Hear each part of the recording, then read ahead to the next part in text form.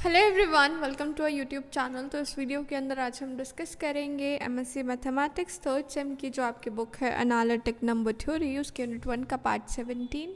हमने फेरे number start किए थे। फेरे नंबर्स के ऊपर हमने तो थ्योरम्स की थी।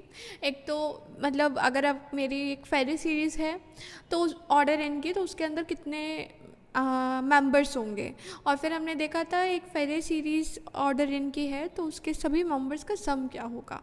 तो इस तरह से हमने दो थ्योरम फेरे सीरीज़ की करी हैं पिछले वीडियोस के अंदर, और हमने समझा कि फेरे सीरीज़ होता क्या है। अभी हम प्रॉपर्टीज़ डिस्कस करने वाले हैं फेरे सीरीज़ की। एक एक करके थ्योरम वाइज हमारी प्रॉपर्टीज़ कवर होंगी। तो जो पहली प्रॉपर्टी है वो हम थ्योरम के थ्रू यहाँ पे समझ रहे हैं, उसका प्रूफ कर रहे हैं। इस वीडियो के अंदर हम पहली प्रॉपर्टी फेरे सीरीज़ की प्रूफ करने जाएंगे। और वो प्रॉपर्टी हमारी है क्या? द प्रॉपर्टी सेज दैट अगर h बाय के और h डैश बाय के डैश कोई दो सक्सेसिव टर्म्स हैं हमारे fn की, fn मतलब हमारे फेरे सीरीज़ ऑफ ऑर्डर n। जब हम लिख देते हैं ना fn का मतलब हो जाता है फेरे सीरीज़ है, और n मतलब हो जाता है ऑफ ऑर्डर n। तो आपको बताना है कि k प्लस के डैश हमेशा n से बड़ा रहेगा, and k is not equal to k dash if n is greater than 1। और अगर n 1 से बड़ा है तो k कभी के डैश के बराबर नहीं हो सकता। तो हम यहाँ पर जो मेथड यूज़ करने वाले हैं वो है मेथड ऑफ कॉन्ट्राडिक्शन। और मेथड ऑफ कॉन्ट्राडिक्शन में होता क्या है, इसके अंदर हम जो भी हमें प्रूव करना है उसका ऑपोजिट हम लेट कर लेते हैं, ज्यूम कर लेते हैं, ठीक है। और फिर हम अपनी ही बात को गलत साबित कर देते हैं। और जब हमारी गलत साबित हो गई बात, तो इसका मतलब हमारी मानी हुई स्टेटमेंट गलत हो गई। तो मानी हुई स्टेटमेंट जो थी वो हमने प्रूव करने वाली स्टेटमेंट से जस्ट ऑपोजिट लेट की थी, तो हमारी प्रूव करने वाली स्टेटमेंट अपने आप प्रूव हो जाती है। क्लियर? तो भाई इसमें फर्स्ट पार्ट के अंदर जो मुझे प्रूव करना है वो ये प्रूव करना है कि भाई k प्लस के डैश मेरा n से बड़ा है।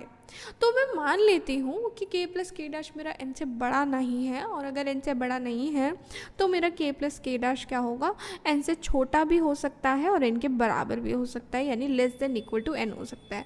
तो इस वाली कंडीशन की ऑपोजिट सिचुएशन हमारी ये है। अब ये कहता है कि अगर n ग्रेटर देन 1 है तो k डैश के बराबर कभी नहीं होगा। तो इसकी ऑपोजिट सिचुएशन क्या होगी कि भाई अगर n ग्रेटर देन 1 है तो k जो है वो k डैश के बराबर होगा, ठीक है। तो ये जो दोनों केस की ऑपोजिट सिचुएशंस हैं इनको हम एज्यूम करने वाले हैं, और इन ऑपोजिट सिचुएशंस को फिर हम गलत प्रूव करेंगे और अपने थ्योरम का प्रूफ करेंगे। क्लियर? तो शुरू करते हैं हमारे प्रूफ से। सबसे पहले कोई भी पार्ट हम स्टार्ट नहीं कर रहे हैं, सिंपली एक चीज़ समझा रहे हैं यहाँ पर कि भाई मैंने h बाई के और h dash by K dash तो फेरे सीरीज़ के मेंबर लिए, जो कि भाई क्वेश्चन नहीं कहा था। And the most important thing is they are the successive terms. और सक्सेसिव टर्म्स का मतलब होता है कॉन्जिक्यूटिव टर्म्स। कॉन्जिक्यूटिव टर्म्स का मतलब कि h अपॉन के आया, उसके जस्ट बाद h dash by K dash आ जाएगा, इनके बीच में कोई भी नंबर नहीं आएगा, कोई भी आपका तरह से मेंबर जो है वो नहीं आएगा फेरे सीरीज़ का, ठीक है। तो पर मैंने यहाँ पे दिखाया, अब हमें क्या प्रूव करना है कि भाई h बाई के और h dash by K dash के बीच में एक ही लाई करता है h plus h dash by के प्लस के डैश, ठीक है। इसको दिखाने के लिए हम क्या करेंगे आप समझिएगा। देखिए h बाई के अगर मेरे फेरे सीरीज़ का मेंबर है तो फेरे सीरीज़ की कंडीशन को सेटिस्फाई करेगा, यानी h आपका लेस देन k होगा। ऐसे ही h dash by K dash आपका फेरे सीरीज़ का मेंबर है तो h डैश जो है वो लेस देन k डैश होगा, ठीक है। ये दो कंडीशन तो ये सेटिस्फाई करेंगे ही करेंगे। अब चलते हैं, हमें जो क्लेम करना है उस पर। क्लेम से मतलब है प्रूव करना है। हमें प्रूव करना है कि भाई h बाई के जो है और h dash by K dash जो है उनके बीच में एक नंबर आता है, एक फ्रैक्शन आती है h plus h dash by के प्लस के डैश, ठीक है। तो पहले मैं ये शो करती हूँ, अगर मैंने मान लिया कि भाई h बाई के लेस देन है h plus h dash by के प्लस के डैश थे, यानी मैंने ये वाला हिस्सा लेट कर लिया, ठीक है। तो इसको अगर मैं फर्दर सॉल्व करूँ, k प्लस के डैश को मैं यहाँ पे ले गई h के प्लस h के डैश, और k को उधर ले गई तो h के प्लस h डैश के। यहाँ से आपका h के दोनों आपकी टर्म्स सेम हैं, तो इधर आप लेकर आएंगे सब्ट्रैक्शन में तो वो कैंसिल हो जाएगी, and you will left up with h के dash less then h dash के, जिससे आपके पास आ जाएगा h बाई h डैश जो है वो k बाई के डैश से छोटा है, और जो कि छोटा था भी, ठीक है। इसका मतलब ये बात ठीक हो गई, क्योंकि भाई अगर आप, मैंने यहाँ पे इफ़ एंड ओनली इफ लगा दिया, क्यों? क्योंकि भाई अगर ये है तो ऐसा होगा, फिर h के दोनों में ऐड कर दो तो ऐसा हो जाएगा, ठीक है। और उस एच के ऐड कर दो तो ऐसा हो जाएगा और उसके बाद आपका ऐसा हो जाएगा।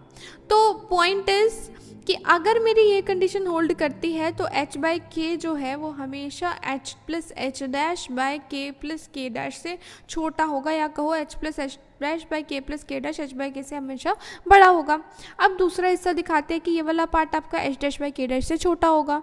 तो सेम तरीके से आप क्या कर सकते हैं, इसका क्रॉस मल्टीप्लाई, तो हमें मिलेगा h के डैश प्लस एच डैश के dash is less then H dash के प्लस एच डैश के डैश। यहाँ पे एच डैश के डैश आपके कैंसिल हो जाएंगे, you will left up with H के डैश बाय एच डैश के, और यहाँ से आपके पास आ जाएगा एच अपॉन के less than H dash by K dash, जो कि हमारा स्टेटमेंट ट्रू था, है ना, एच बाई के less than H dash by K dash. तो ये स्टेटमेंट की वजह से ही हमारी ये वाली स्टेटमेंट भी ट्रू हो जाती है।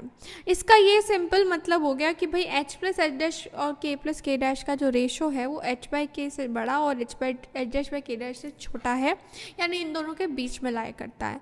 अब अगर मैं ये दिखा दूँ कि ये वाली फ्रैक्शन मेरी फैरे सीरीज़ का मेंबर भी है, इसका मतलब क्या हो जाएगा कि दो कॉन्जिक्यूटिव टर्म्स थी फेरे सीरीज़ की, उनके बीच में एक और मेंबर आ गया। भाई फेरे सीरीज़ की दो कॉन्जिक्यूटिव टर्म्स के बीच में एक मेंबर तो आ नहीं सकता, कॉन्जिक्यूटिव होती है लगातार, तो आ जाएगी कॉन्ट्राडिक्शन, और कॉन्ट्राडिक्शन आ जाएगी तो हमारी मानी हुई बात हो जाएगी गलत, और अगर हमारी मानी हुई बात हो जाएगी गलत तो हमारी स्टेटमेंट हो जाएगी प्रूव। तो भाई अब मुझे पहले पार्ट में करना था प्रूव कि के प्लस के डैश जो है वो n से बड़ा होना चाहिए, ठीक है। तो यहाँ मैं उल्टा मान लेती हूँ, let us assume that k plus k dash is less than equal to n, ठीक। अब इसको देखते हैं। अब हमें पता है h हमारा k से छोटा है, h डैश हमारा k डैश से छोटा बराबर है, क्यों, क्योंकि ये हमारे फेरे सीरीज़ के मेंबर थे। तो इन दोनों इक्वेशंस को ऐड करूँ तो h plus H dash less than equal to हो जाएगा k प्लस के डैश। तो यहाँ से h plus H dash upon k plus k dash मेरा लेस देन इक्वल टू 1 आ जाएगा। यहाँ तक हमें कोई भी प्रॉब्लम नहीं है। अब अगर ये लेस देन इक्वल टू 1 आ गया, ठीक है, ये लेस देन इक्वल टू 1 आ गया तो ये फेरे सीरीज़ का मेंबर भी हो जाएगा। क्यों ये फेरे सीरीज़ का मेंबर हो जाएगा, क्योंकि इसने फेरे सीरीज़ की कंडीशन को सेटिस्फाई कर दिया है, और हमने ये भी ले लिया k प्लस के डैश जो है less than equal to n है, मतलब उसके ऑर्डर से छोटा है। तो सिंपली ये फेरे सीरीज़ का मेंबर हो गया। इसका मतलब दो कॉन्जिक्यूटिव टर्म्स के बीच में एक और मेंबर मिल गया जो कि कॉन्ट्राडिक्शन है। Thus there is another term of F N between two successive terms H by K and H dash by K dash of F N, contradiction arise हो गई। हैंस के प्लस के डैश आपका n से छोटा या बराबर नहीं हो सकता, उसको n से मजबूरन बड़ा ही होना पड़ेगा। क्लियर। अगली स्टेटमेंट में हमें शो करना था कि भाई अगर मेरा जो n है वो ग्रेटर देन 1 है तो k डैश के बराबर नहीं हो सकता। तो हम मान लेते हैं कि भैया k जो है वो k डैश के बराबर है। तो h बाई के और h बाई के H dash by K dash मैंने दो सक्सेसिव मेंबर्स लिए फेरे सीरीज़ के, और k को मैंने मान लिया k डैश के बराबर, ठीक है। अब पहले मैं बता देती हूँ कि भाई k तो 1 हो नहीं सकता। 1 क्यों नहीं हो सकता, क्योंकि भाई हमें पता है n 1 से बड़ा है, ठीक है। अगर मेरा k 1 हुआ तो भाई 0 बाई 1 और 1 बाई 1 दो ही ऑप्शन बनते हैं, है ना। अब 0 बाई 1 और 1 बाई 1 अगर ऑर्डर मेरा 1 से ज़्यादा है तो उन सीरीज़ में ये दोनों टर्म्स सक्सेसिव टर्म्स यानी कॉन्जिक्यूटिव टर्म्स नहीं होती, इनके बीच में टर्म्स और आ रही होती हैं, सो विच आर नॉट कॉन्जिक्यूटिव। तो भाई अगर ये कॉन्जिक्यूटिव नहीं हो सकती तो ये h बाई के और h डैश के डैश नहीं बन सकते ये वाले। तो इसका मतलब k 1 तो नहीं है, इतना तो मेरा क्लियर हो चुका है। अब अगर मेरा n जो है वो 1 से बड़ा है, ठीक है। अब यहाँ पर एक चीज़ क्लियर हो गई कि h बाई के और h dash by K dash ना तो 1 बाई 1 होंगे, ना ही ये दोनों 0 बाई 1 होंगे। यहाँ तक तो हमें कोई डाउट नहीं। अब h डैश बाई के जो है वो लेस देन 1 है। क्यों, देखिए h dash by K dash less then 1 था। क्यों लेस देन 1 था, क्योंकि वो फेरे सीरीज़ का मेंबर है, तो फेरे सीरीज़ के कंडीशन सेटिस्फाई करेगा। k डैश हमने k के बराबर माना है तो k डैश को हमने यहाँ पे k लिख दिया। तो यहाँ से मेरे पास h डैश आ गया लेस देन k, कोई दिक्कत नहीं। उसके बाद h बाई के मुझे पता है h dash by K dash से छोटा है, क्योंकि वो दोनों फेरे सीरीज़ के कॉन्जिक्यूटिव मेंबर्स हैं। अब k और k डैश दोनों बराबर हैं तो मैं k डैश की जगह k लिख सकती हूँ और ये मेरी कैंसिल हो जाएंगी, तो मेरा h जो है वो लेस देन h डैश आ जाएगा। यहाँ तक भी हमारी कोई दिक्कत नहीं, एक ये आ गया हमारे पास, एक ये आ गया, ठीक। अब समझिएगा, h मेरा h डैश से छोटा है और हमें पता है h और h डैश क्योंकि ये फेरी सीरीज़ के मेंबर हैं तो इनकी जो वैल्यू होगी वो नेचुरल नंबर होगी। तो अगर मैं h में 1 प्लस कर दूँ, ठीक है, तो या तो वो h डैश के बराबर पहुंच जाएगा, लेकिन h डैश और बड़ा है तो इससे छोटा रहेगा, तो ये less than equal to h dash हो जाएगा। तो मैंने यहाँ पे लिखा h plus 1 is less than equal to h dash, कोई दिक्कत नहीं। सेम तरीके से k और k दोनों बराबर हैं, अगर मैं k में से 1 माइनस कर दूं तो वो मेरा इससे लेस देन इक्वल हो जाए, लेस देन हो जाएगा हमेशा, ठीक है, k minus 1 is less then k। अब आप इन दोनों का रिलेशन देखो ध्यान से, यहाँ पर हमने किया कि h डैश जो है वो लेस देन k है, ठीक, तो अगर मैं k में से कुछ माइनस कर दूँ, ठीक है, h डैश जो है वो क्या है, लेस देन k है, तो k में से कुछ माइनस कर दूँ, k माइनस 1, तो हो सकता है वो h डैश के बराबर हो जाए। अगर इन दोनों में गैप ही, मतलब अगर ये 3 है ये 4 है तो इसमें से 1 माइनस करके ये इसके बराबर हो जाएगा, नहीं तो ये इससे बड़ा ही रहेगा 1 माइनस करने के बाद, ठीक है, और कोई ऑप्शन तो है नहीं। तो यानी कि हमारे पास अब ये लेस देन इनइक्वालिटी जो है वो लेस देन इक्वल टू में चेंज हो जाएगी अगर मैं k में से 1 माइनस कर देती हूँ। तो h dash is less than equal to k minus 1, यहाँ तक तो कोई प्रॉब्लम नहीं। तो ये चीज़ें हमारी क्लियर है। अब इन चीज़ों की मदद से हम क्या क्लेम करेंगे कि h बाई के और h dash by K dash कह लो या k कह लो, क्योंकि दोनों सेम ही है, इनके बीच में ये दो टर्म्स आती हैं, एक तो h बाई के माइनस 1 और एक h प्लस 1 बाई के। अब ध्यान से समझना, h बाई के जो है वो छोटा ही तो होगा h बाई के माइनस 1 से, क्यों, इनके न्यूमरेटर तो छोटे हैं। डिनोमिनेटर में ध्यान से देखें तो इसका डिनोमिनेटर छोटा है, इसका डिनोमिनेटर बड़ा है, तो यानी ये वाली फ्रैक्शन जो है वो छोटी हो गई, ठीक है, क्योंकि आप छोटे नंबर से डिवाइड करोगे तो एक बड़ी वैल्यू मिलेगी, बड़े नंबर से डिवाइड करोगे तो एक छोटी वैल्यू मिलेगी। तो h बाई के आपका क्लियरली छोटा हो गया h बाई के माइनस 1 से, यहाँ तक कोई प्रॉब्लम नहीं, ये वाला पार्ट हमारा हो गया प्रूव।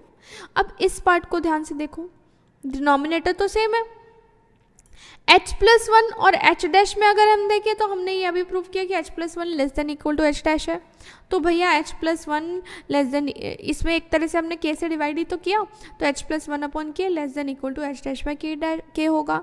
अब हमारा बचा हुआ जो हिस्सा रह गया है वो रह गया है ये, अब हमें बस ये शो करना है कि ये दोनों इसी इनइक्वालिटी को सेटिस्फाई करते हैं, यानी हमें शो करना है h बाई के minus 1 is less then h plus 1 upon के, ठीक है।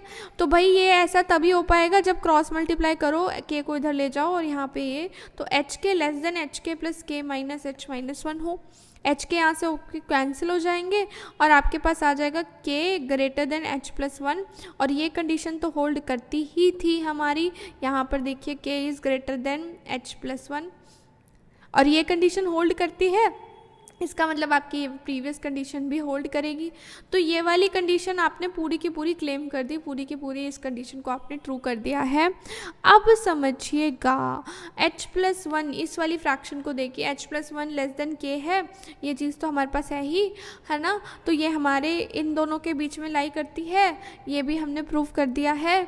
इसका मतलब ये हमारे फेरी सीरीज़ का हो गई मेंबर, पर वो दोनों तो हमारे फेरी सीरीज़ के कॉन्जिक्यूटिव मेंबर्स थे, तो उनके बीच में तो कोई टर्म आनी ही नहीं चाहिए थी, तो आ गई हमारी कॉन्ट्राडिक्शन, और कॉन्ट्राडिक्शन आते ही हमारा k जो है वो k डैश के बराबर नहीं होगा, ये बात हो गई प्रूफ, क्योंकि हमने क्या माना था k डैश के बराबर है और तभी हमें कॉन्ट्राडिक्शन मिली। क्लियर?